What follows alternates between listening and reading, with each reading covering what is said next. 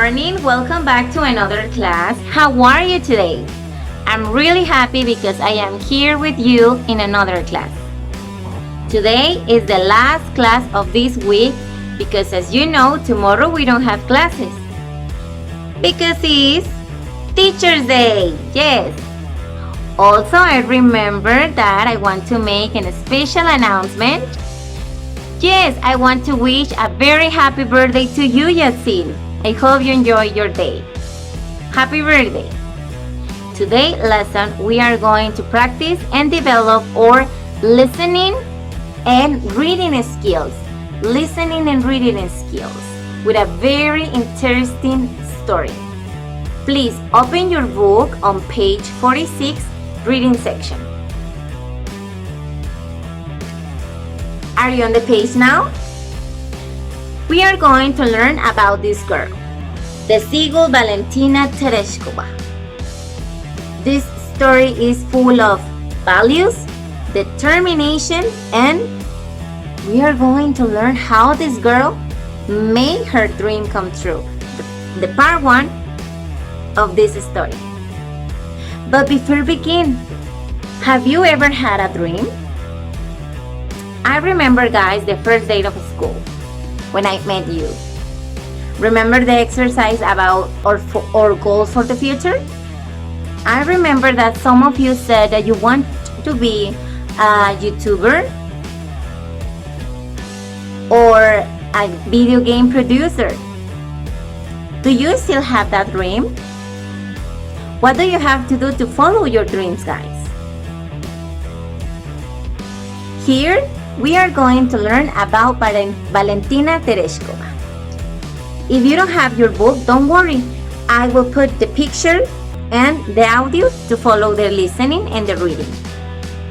Your job for today, your homework is to pay your full attention because you are going to answer the check for understanding.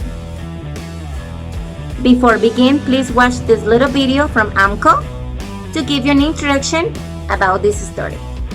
Ready? Let's begin.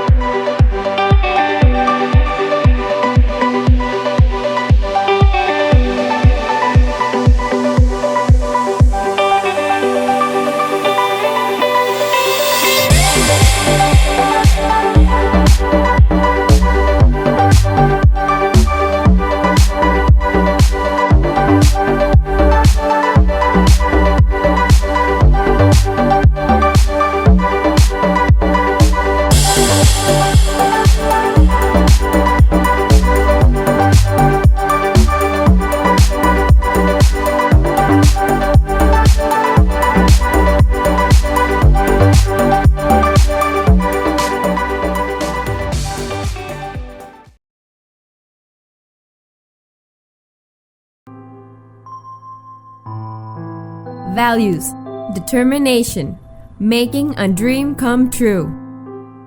The Seagull, Valentina Tereshkova. Part 1. In a tiny village in western Russia, a small girl lay dreaming. In the darkness of the one-room cottage, she could hear the soft breathing of her mother and father as they slept. But Valentina's dreams were what kept her awake. Eyes wide open, she gazed through the small window near her bed, where she could see a small part of the deep blue sky dotted with stars. What would it be like, she wondered, to fly through the sky among the stars? Young as she was, she knew it could not happen. Still, she dreamed. Valentina's parents had little time for dreaming. Her father spent long days driving a tractor, while her mother worked from dawn until dark in a factory. Valentina went with other village children to be cared for by the babas, the grandmothers who watched the children while their parents were at work. Valentina had fun playing with the other children, but she wanted to go to school to learn to read and write. The village school was a long, cold walk from her house. Her parents worried that it was too far and that the school day would be too long for the little girl. Valentina was 8 years old when she started school. It was easy for her. She quickly caught up with her classmates and soon was far ahead of them, especially in her two favorite subjects, science and math.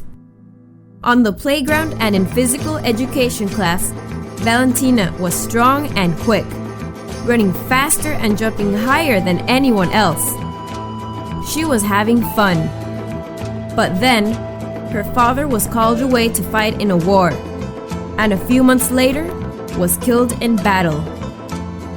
Valentina and her mother were left alone in the small cottage.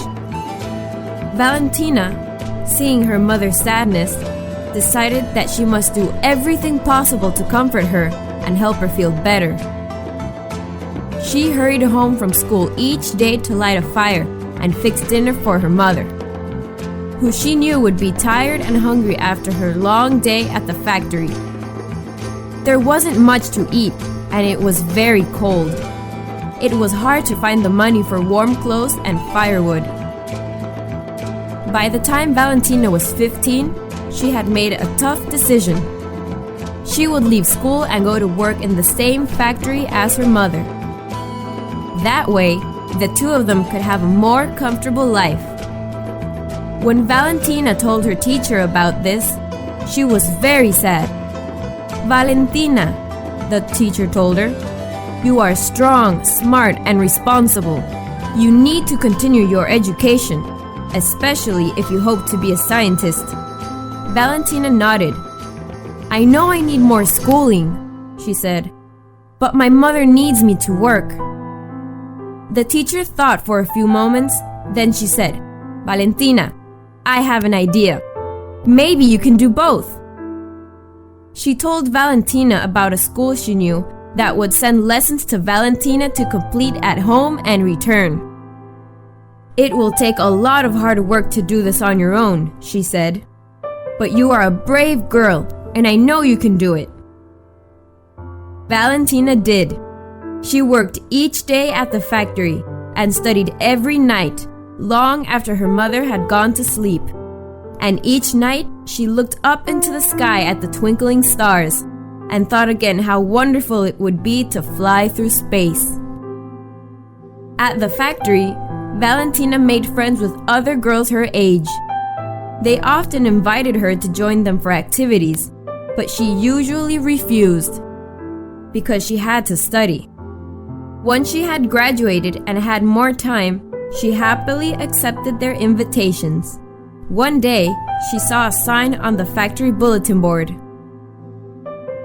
"Join the Aerospace Club. Learn how to parachute. See Claudia for details." Valentina was excited. She hurried to find Claudia, who gave her directions to the club meeting. Within the first month, Valentina had flown for the first time in an airplane. What a thrill! Then, she learned how to carefully pack a parachute and how to put on the harness and pull the cord. She watched as club members took turns jumping out of the plane. When it was finally her turn, Valentina was breathless with excitement.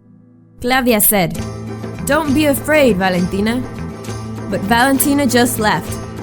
"I've been dreaming of this all my life," she told her friend, and stepped out into the sky. She felt herself falling, saw clouds and blue sky, and the ground far below. She pulled the release cord and felt the jerk that meant the parachute had opened. It was amazing. As soon as she was on the ground, she wanted to do it again. It was not long before Valentina became the most enthusiastic member of the Aerospace Club. She made more parachute jumps than anyone else, and from higher and higher altitudes. Within a couple of years, she became well known not only in her village, but in other parts of Russia where there were aerospace clubs. Her daring to jump from high altitudes set her apart from other young women, and her ability to land on target was much admired.